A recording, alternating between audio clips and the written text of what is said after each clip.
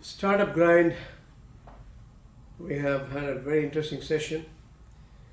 The topic is on convergence of conventional banking with new age fintech startups. Now, let's look at a big picture. If you look at the fintech players in 21 that reached the IPO, several fintech made their public debuts in 2021, including Coin-based Global, Robinhood Markets, Marqeta, and many more. In 2022, you have possibility that could reach IPOs. Three huge fintechs going in 2022 are Stripe, Plaid, and Kimi. Each sport a private valuation exceeding around 10 billion. Now, what are the opportunities in technology arising from such trends? Fintech is one of the opportunities from such trends. According to KPMG, global fintech investments reached a record of 98 billion in the first half of 2021. So you can safely say 200 billion for year 2021. And when it comes to EMEA, it's 39 billion in the first 6 months. That is, again, if you double it, it's over 75 billion for the full year. Fintech is, as you all know, is application of technology and innovation. That's the beauty here. It has impacted the retail and e-commerce in the Gulf. 2021 was a thrilling experience. 2020 was an inflection point for individuals, business, and economies around the globe. E-commerce, having deep interest in both sides, rose as a natural winner. Building loyal customers by leveraging on technology. The pandemic prompted a massive increase in online distribution. Fintech started leveraging on this. Global banks and fintech partnership. JP Morgan startup opening invest for ESG investments. Goldman Sachs and Isuzu Financial from rent reporting of properties. So you have all sort of facets of banking can be collaborated with fintech. That's the message. Bank of America and German Axion Technologies for healthcare benefits. So you have multiple lending opportunities, right? So you insist on this collaboration so that you get what you want. NetBank teamed up with MasterCard and fintech Okesha Technologies for payment platforms. DBS Bank and Credible partnered for trade financing, and Kotak Mahindra Pine Lab for retailers. So when it comes to fintech, three partnerships: the bank's operational technology partnership, customer-oriented partnership, front-end fintech partnership, all are possible. Operational technology partnership is normal. Customer-oriented partnership is evolving to be a fine combination. Front-end partnership is also another great development. So, three considerations in effective fintech partnership. One is commitment to innovation, an alignment of priorities and objectives, a thoughtful approach to connectivity. So, commitment to innovation is important, alignment of the priorities and objectives, a thoughtful approach to connectivity. Now, when it comes to GCC fintech, let's look at who are the top fintech, MENA fintech. You have PayTabs, which is doing a good job, online payment processing solutions. Sukal Mall, financial products comparison site. Baizat, online health insurance and HR solutions provider. Beehive is SME focused peer-to-peer lending platforms. Ella Compare, financial products comparison site. Eureka, crowdfunding platforms. Again, when it comes to IWA, peer-to-peer lending platforms. Remit, money transfer cap. Ajar Online is also supporting rent payment and property management. Nearly, I should say around 85 to 90% of the fintech firms in MENA operate on payments and related transfers and remittances. Now, fintech, if you look at firms in Qatar, are focused on improving the customer experience by providing more accessible and financial services. It's more than anything else, financial inclusion, lowering operating cost, offering better security for applications. So many top funded fintechs, if you look at in the Gulf itself, Tabi got over 135 billion, Tamara got 116 million, Sarva got around 25 million, and Ella Compare got around 21 million, PayTabs got 20 million rather.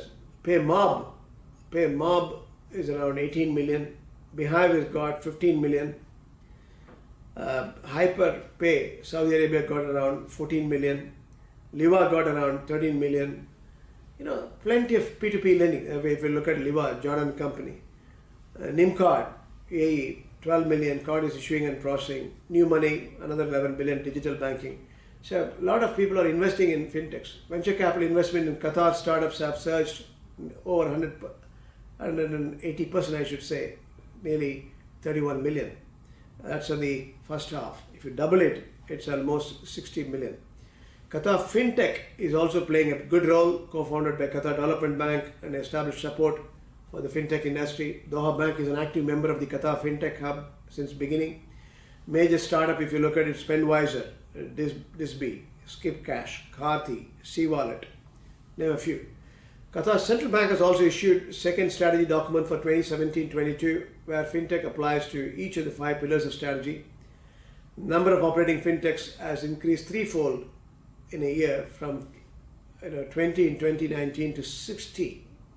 So you have fintechs companies are coming, 16 last year. More than 100 startups at idea, or I should say pre-commercial stage. So a lot of new opportunities are going to come up. When it comes to UAE Central Bank, they launched a fintech authority to support financial innovation in banking. They set up a fintech authority. That is very important. Emirates NBD is the first regional bank to start transforming its core banking to API-based infrastructure.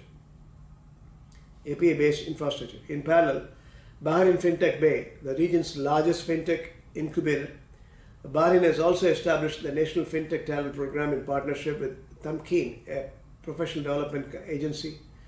GCC Banks and Fintechs partnership. UAE's Emirates Development Bank partnered with YAP to launch business banking application for SMEs. Emirates NBD has been in partnership with AFC FinTech Hive since 2017. Saudi Development Bank and GAB launched digital lending platform in partnership with Beehive to finance small and micro enterprises. In 2020, Bubion Bank has announced the conclusion of partnership agreement with First Capital that specializes in providing digital financial services, having recently launched First Financial Services. In 2021, Tawani Technologies, an Omani digital payment platform, has signed a strategic partnership with Bank Dhofar, a bank in the Sultanate, to introduce trending innovation in the market. Bank ABC, Arab Banking Corporation, enters founding partners with Bahrain FinTech Bay. That's another good development. KNB, a Ripple partner on cross-border payments. Banks and fintechs partnership converges challenges because you have legacy systems, you have shrinking fee, lack of specialization and innovation. Lack of specialization and innovation. You have legacy system hanging around everywhere, shrinking fee, lack of specialization, innovation. Fintech as customers of Doha Bank. So if you look at some of our customers, Mzad Qatar offers easy, convenient and quick buying process which helps the customer to get the best deal in no time. Mzad Qatar partnership with Doha Bank and PayFort has helped to take our payment solution to the next level, making payment convenient, quick and helping us to reach more customers in Qatar. We are also providing gateway to Snunu. Dipsy is another good development. Qatar FinTech, Dipsy, they raised around 300. They are also online, offline business platform to accept various forms of online payments with simple integration model. They use Doha Bank Gateway. So if you look at the digital payments, online processes, we have important opportunity. Mobile payments, DeFi will derive payments and loyalty will emerge. Mobile self-checkouts and cashless society we are seeing everywhere. You don't need checking counters. Loyalty programs everywhere. The banks are a hypermarket, you have loyalty programs. A bank account as a commodity now, like any other commodity, you will have a bank account. Currencies will go on the use the blockchain, and digital currency will be evolving by regulators. Doha Bank use facial recognition, Doha Miles retail offering, very important tool we have developed. Karthi is another fintech providing tailored, we have entered this year, lifestyle solution that offers unified experience with completing basic banking products, offering a fully digital solution to control transaction with budgeting options to track spending.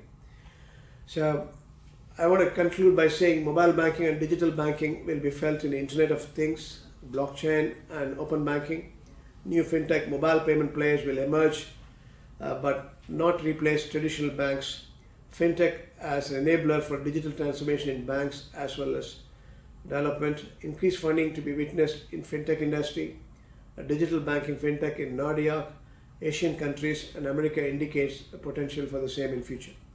So that's the overall big picture, and we have plenty of reasons to believe fintech as an enterprise is very promising across the globe, and banks can collaborate in various facets of the banking, whether it's corporate banking, retail banking, treasury, private banking, investment banking solutions, or customer application programming interface for customer-centric values, even core banking for that matter. You can use fintech as a tool to prosper the institution.